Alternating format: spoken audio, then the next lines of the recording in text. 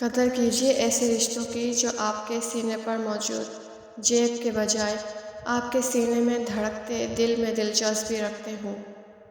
دوسروں پر کیچڑ مت اچھالو، اس سے اس کے کپڑے خراب ہو یا نہ ہو تمہارے ہاتھ ضرور خراب ہو جائیں گے۔ سب سے ذلیل ترین انسان وہ ہے جسے حق اور سچ کا پتہ ہو اور وہ پھر بھی جھوٹ کے ساتھ کھڑا رہے۔ لوگوں کے حصے کی خوشی پر حسد مت کریں، کیونکہ آپ نے ان کے حصے کا غم بھی تو نہیں دیکھا۔ لوگ ہمیں لوگوں کے خلاف کر کے خود انہی لوگوں سے دوستیاں پال لیتے ہیں۔ یہ ضروری نہیں جو خوبصورت ہو وہ خوب سیرت بھی ہو۔ کام کی چیز اندر ہوتی ہے، باہر نہیں۔ جس کے ساتھ چلو اس کو پتہ چلنا چاہیے اور جس کے خلاف چلو اسے بھی پتہ چلنا چاہیے۔ درمیانی راستہ منافقت کا ہے۔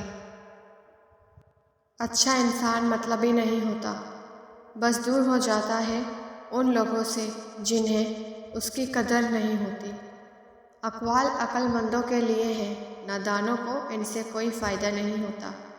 اگر تم پریشان ہو تو ماضی میں رہتے ہو، اگر فکر مند ہو تو مستقبل میں رہتے ہو، اگر سکھ چین سے ہو تو حال میں رہتے ہو۔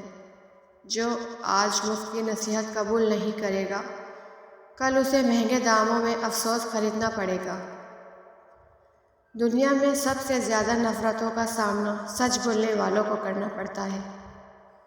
جب تمہیں کسی پر غصہ آتا ہے تو فوراً کسی ایسے شخص کا تصور ذہن میں لے آیا کرو جس سے تم کو محبت ہو۔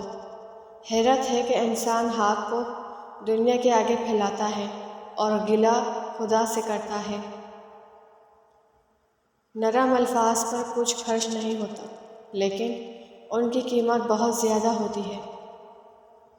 دلوں میں اترنے کے لیے سیڑھیوں کی نہیں بلکہ اچھے اخلاق کی ضرورت ہوتی ہے۔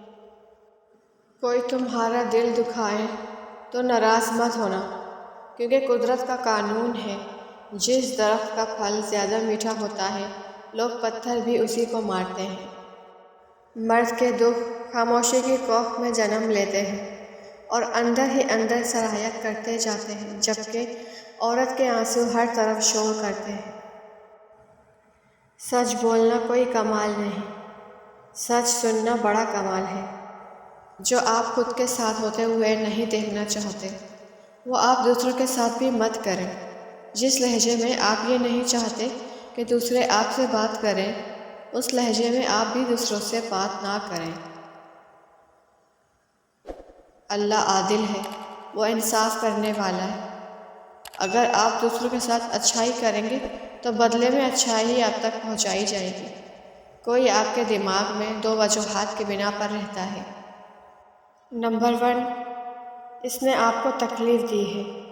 نمبر 2، اگر آپ کسی کو اپنے دماغ سے نہیں نکال سکتے تو اس کا مطلب ہے کہ آپ بھی اس کے دماغ میں موجود ہیں۔